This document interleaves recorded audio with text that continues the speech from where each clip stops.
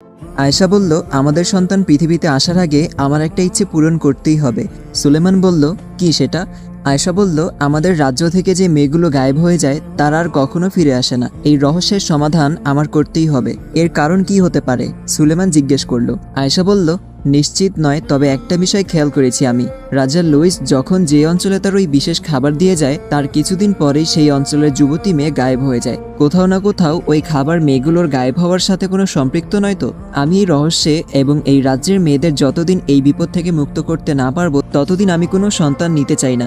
সুলেমান মুচকি হেসে আয়েশাকে বুকে টেনে নিয়ে কপালে চুমো খেয়ে বলল, তুমি যা বলবে তাই হবে এবং সর্বক্ষণ আমাকে তোমার সঙ্গে পাবে, কথা দিলাম। আয়েশা মিষ্টি হেসে সুলেমানের ঠোঁটে একটা চুমু খেয়ে সুলেমানের বুকে মাথা রেখে ঘুমিয়ে পড়ল। আয়েশার মাথায় হাত বুলিয়ে দিতে দিতে সুলেমানও ঘুমিয়ে পড়ল। পরদিন সকালে আয়েশার বাবা আবার জঙ্গলে গেল কাঠ কাটতে। সারাদিন কাঠ কেটে সন্ধ্যায় ফেরার পথে আবার সেই মৃতবনের পাশ দিয়ে যাবার সময় কালো গোলাপগুলোর দিকে চোখ পড়তেই থমকে দাঁড়ালো। নিজের অজান্তেই এক পা দুপা করে কালো গোলাপের বাগানের দিকে এগিয়ে এসে একটা গোলাপ হাত দিয়ে ধরতেই গোলাপ গাছের পাতাগুলো ভয়ঙ্কর কালো সাপ হয়ে পেঁচিয়ে ফেললো আয়েশার বাবাকে। পাশে একটা সুড়ঙ্গের মুখ খুলে গেল। সাপগুলো আয়েশার বাবাকে টেনে সেই সুড়ঙ্গ দিয়ে ভিতরে নিয়ে গেল। এদিকে দুপুর গড়িয়ে বিকেলের শেষের সন্ধ্যার ঠিক আগে আগে আয়েশার বাবা বাড়ি ফিরে আসে, কিন্তু আজ এখনো কেন এলো না? চিন্তায় ছটফট করছে আয়েশা। সন্ধ্যা গড়িয়ে রাত, বাবা এখনো ফেরেনি। আয়েশা মায়াপুরী বলে ডাকতেই সামনে একটা সোনালী প্রজাতির দৃশ্যমান হলো। মায়াপুরী, আমি আমার বাবাকে দেখতে চাই। সে কোথায় আছে? বলল আয়েশা। শূন্যে ভাসমান সোনালী প্রজাপতি সোনালী আলো বিকিরণ করতে লাগলো। সেই আলোর ভেতরে ঝাপসা করে ফুটে উঠল আয়েশার বাবার মুখটা। কতগুলো সাপ তাকে জড়িয়ে রেখেছে শক্ত করে। আয়েশার বাবার চোখে মুখে ব্যথা যন্ত্রণার ছাপ স্পষ্ট। আয়েশা আর এক মুহূর্তও দেরি না করে সুলেমানকে সবকিছু বলে সুলেমানকে সঙ্গে নিয়ে বেরিয়ে পড়ল অজানা গন্তব্যের উদ্দেশ্যে। আয়েশা মায়াপুরীকে বলল, মায়াপুরী, তুমি আমাদের পথ দেখিয়ে নিয়ে যাও। জলজলে প্রজাতির মায়াপুরী আগে আগে উঠতে লাগলো আর আয়েশা ও সুলেমান তার পেছন পেছন এগিয়ে চলল। গ্রামের শেষে এসে জঙ্গলে ঢুকে কিছু দূর যাবার পরে আর এগোতে পারছে না কেউ। মনে হচ্ছে কোনো অদৃশ্য দেওয়াল। চোখে দেখা না গেলেও অদৃশ্য কিছুর সাথে ধাক্কা খেয়ে আবার পিছিয়ে আসতে হচ্ছে। হঠাৎ একটা ছোট্ট ব্যাঙ দৃশ্যমান হয়ে সামনে লাফালাফি করতে লাগলো। সেটা দেখে সুলেমান ব্যাঙকে একটা লাথি মারতেই ব্যাঙটা ছিটকে সেই অদৃশ্য দেয়াল পর্যন্ত গিয়ে ধাক্কা খেয়ে আবার পেছনে ছিটকে এসে বিশাল কৃতি ধারণ করলো। তাই দেখে সুলেমান ও আয়েশা ভীষণ অবাক। ব্যাঙটা হাতের ইশারায় কিছু একটা বোঝাতে চাইছে। সুলেমান বুঝতে পারলো ব্যাঙটা আয়েশা ও সুলেমানকে তার পিঠে উঠে বসতে বলছে। সুলেমান ও আয়েশা ব্যাঙের পিঠে উঠে বসলো। ব্যাঙটা পেট ভর্তি হাওয়া নিয়ে প্রচন্ড শক্তি দিয়ে এক লাফে মুহূর্তের মধ্যে কয়েকশো হাত উপরে উঠে সেই অদৃশ্য দেয়াল অতিক্রম করে ওপাশে গিয়ে পড়তে লাগলো নিচের দিকে। এদিকে জঙ্গলের রাজা লুইসের নিয়োজিত রক্ষীরা ওপর থেকে ব্যাঙকে পড়তে দেখে নিচ থেকে তীর ছুড়ল। একটা তীর এসে ব্যাঙের পেটে ঢুকতেই পেট ফুটো হয়ে গেল। মুহূর্তের মধ্যে ব্যাঙটা আবার ছোট হয়ে গেল। আয়েশা ও সুলেমান দুজন জড়াজড়ি করে ধরে নিচের দিকে পড়তে লাগলো ভীষণ গতিতে। এই গতিতে নিচে পড়লে শরীরের হাড়গোড় আর আস্ত থাকবে না কারো। কতগুলো মাকড়সা দৃশ্যমান হয়ে সুলেমান ও আয়েশা যে সোজা নিচের দিকে নেমে আসছে সেই সোজা গাছে গাছে জাল বিছালো চোখের পলকে। সুলেমান ও আয়েশা সেই জালের উপর পড়ল। এদিকে রাজা লুইসের নিয়োজিত রক্ষীরা এসে ঘিরে ফেললো আয়েশা ও সুলেমানকে। রক্ষীরা সুলেমানকে একটা গাছের সাথে বেঁধে আয়েশাকে টেনে হিঁচড়ে একটা ঝোপের আড়ালে নিয়ে গিয়ে কয়েকজন মিলে আয়েশার হাত পা চেপে ধরল। একজন লোলুপ ভঙ্গিতে আয়েশার বুকের উপর ঝুঁকে পড়ে আয়েশার স্তনে হাত দেবে এমন সময় সশব্দে একটা তলোয়ার বাতাসে ভেসে এসে সেই রক্ষীর হাতটা কেটে দিয়ে আবার শূন্যে অদৃশ্য হয়ে গেল। বাকি রক্ষীরা উঠে হাতে তরবারি ধরে এদিক ওদিক ছুটতে লাগলো। সেই তরবারি আবার দৃশ্যমান হয়ে প্রচন্ড গতিতে উড়ে উড়ে রক্ষীদের ঘাট থেকে মাথা কেটে আলাদা করে আয়েশার সামনে এসে মাটিতে গেঁথে সোজা হয়ে রইল। আয়েশা উঠে তলোয়ারের সামনে হাঁটু গেড়ে বসে কৃতজ্ঞতা প্রকাশ করলো। তলোয়ারের পাশেই একটা আলোর ঝলকানি, তারপর একজন বৃদ্ধ ব্যক্তির উদয়। ভীষণ সুন্দর তার চেহারা আর মুখে মিষ্টি হাসি। আয়েশা একটু ঘাবড়ে যেতেই বৃদ্ধ মিষ্টি হেসে বলল, তোমার মতো সাহসী মেয়ের মুখে আতঙ্কের ছাপ বেমানান আয়েশা। তুমি সমস্ত ভয়ভীতি পেছনে ফেলে এগিয়ে যাও, তোমার লক্ষ্য বরাবর, অবশ্যই তুমি সফল হবে। আয়েশা কাঁপা কাঁপা কণ্ঠে বলল, কিন্তু আপনি কে দাদু? বৃদ্ধ মিষ্টি হেসে বলল, আমি জিন সম্প্রদায়ের। এই বনে প্রায় 150 বছর ধরে আছি। আগে এখানে বৃক্ষের শাখায় লতাপাতায় ফুল ফুটত, বসন্ত আসত, পাখিরা গাইত, প্রাকৃতিক স্বর্গ ছিল।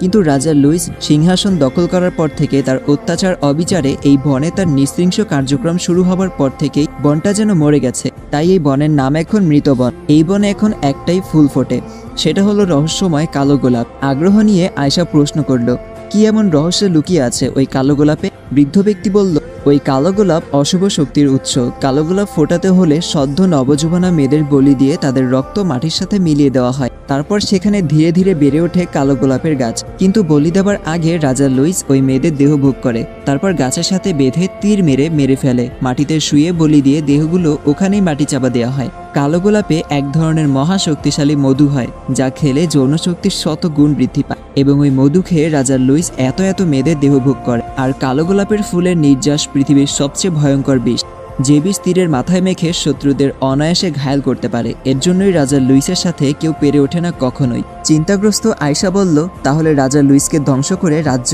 এবং ওইসব অসহায় মেয়েদের জীবন রক্ষা করার উপায় কি? মাটিতে গেঁথে থাকা তলোয়ার টেনে তুলে আয়শার হাতে দিয়ে বৃদ্ধ বলল, একমাত্র তোমার মতো সাহসী এবং অকুত ভয় সংগ্রামী কারো পক্ষেই এটা সম্ভব। এই তলোয়ারের বিশেষ একটি গুণ আছে, অশুভ শক্তি এই তলোয়ারের এক আঘাতেই ঘায়েল হয়ে যায়। এটা যত্ন করে রেখো। আর হ্যাঁ, তলোয়ারের প্রয়োজন হলে স্মরণ করা মাত্র সে দৃশ্যমান হবে, তাছাড়া অদৃশ্য হয়ে থাকবে। কথা শেষ না হতেই তলোয়ার আয়শার হাতেই অদৃশ্য হয়ে গেল। বৃদ্ধ আয়শার মাথায় হাত বুলিয়ে বলল, নির্ভয়ে এগিয়ে যাও, বিশেষ প্রয়োজনে আমি নিজ থেকে তোমার পাশে গিয়ে দাঁড়াব। কথা শেষে বৃদ্ধ অদৃশ্য হয়ে গেল। সুলেমানকে যেখানে গাছের সাথে বেঁধে রাখা হয়েছে সেখানে দৌড়ে এসে সুলেমানকে মুক্ত করলো আয়শা। আয়শা মায়াপরীকে ডাকতেই সামনে দৃশ্যমান হলো জলজলে সোনালী প্রজাপতি। আয়শা বলল, মায়াপরী, হাতের সময় খুবই কম, রাত গভীর হচ্ছে, যত দ্রুত সম্ভব আমাদের সেখানে নিয়ে চলো যেখানে আমার বাবাকে আটকে রাখা হয়েছে। সোনালী প্রজাপতি সোনালী আলো ছড়িয়ে উড়ে চলেছে আগে আগে, আর আয়শা ও সুলেমান পেছন পেছন এগিয়ে যাচ্ছে। হঠাৎ পেছন থেকে সুলেমান আয়শার হাত টেনে ধরতেই আয়শা ঘুরে দাঁড়ালো। সুলেমান একটা আংটি বের করে আয়শার হাতের আঙ্গুলে পরিয়ে দিয়ে আয়শার হাতে চুমু খেয়ে বলল, আংটিটা দিতে ভুলেই গিয়েছিলাম, পরে যদি সুযোগ না হয় তাই এক্ষুনি পরিয়ে দিলাম। আয়শা মিষ্টি হেসে সুলেমানকে বুকে জড়িয়ে বলল, কেন হবে না সুযোগ? আমাদের যে জীবনের অনেকটা পথ পাড়ি দেওয়া এখনো বাকি। আবার দুজন হাঁটতে শুরু করলো। এদিকে রাত গভীর হবার সঙ্গে সঙ্গে রাজা লুইস নারী দেহ ভোগের নেশায় মত্ত হয়ে উঠেছে তার প্রাসাদের কক্ষে। মিতু নামের একটি 16 বছর বয়সী মেয়ে আজ তার শিকার। ভীষণ ভয়ে পালঙ্কের এক কোনায় গুটিসুটি মেরে বসে কাঁদছে মিতু, আর হাত জোর করে বারবার তাকে তার মা বাবার কাছে ফিরিয়ে দেওয়ার মিনতি করছে। কিন্তু মিতুর চোখের জল রাজার হৃদয় ছুঁতে পারল না। রাজা কক্ষে ঢুকে দরজা বন্ধ করে পালঙ্কে এসে বসলো। জোর করে মিতুকে টেনে এনে কোলের উপর বসিয়ে মিতুর ঘাড়ে বুকে হাত বুলাতে লাগলো। মিতু রাজার হাত পা ধরে কান্না করে বলল, আমাকে ছেড়ে দিন দয়া করে, আমি আপনার মেয়ের মতো। আপনি বিয়ে করলে এতদিনে হয়তো আমার বয়সে আপনার একটা মেয়েও থাকতো। এই কথা শুনে রাজা লুইস ভীষণ রেগে গিয়ে তরবারি হাতে নিয়ে বলল, হয়তো আমার সাথে রাত কাটাবি, নয়তো এই তরবারি এক কোপে তোর ঘাড় থেকে মাথা আলাদা করা হবে এক্ষুনি। বল কোনটা চাস? মিতু কান্নাজড়িত কণ্ঠে বলল, মহারাজ, একটা মেয়ের কাছে তার ইজ্জত জীবনের চেয়েও মূল্যবান। আপনি না হয় আমার ঘাড় থেকে মাথা আলাদা করে ফেলুন, তবে তাই হবে, রাজা লুইস বলল। মিতু চোখ বন্ধ করে মনে মনে সৃষ্টিকর্তার নাম জপতে লাগলো। রাজা তরবারি উঁচু করে ধরে মিতুর ঘাড়ে কোপ মারবে এমন সময় দরজায় লাগাতার কড়া নাড়ার শব্দ।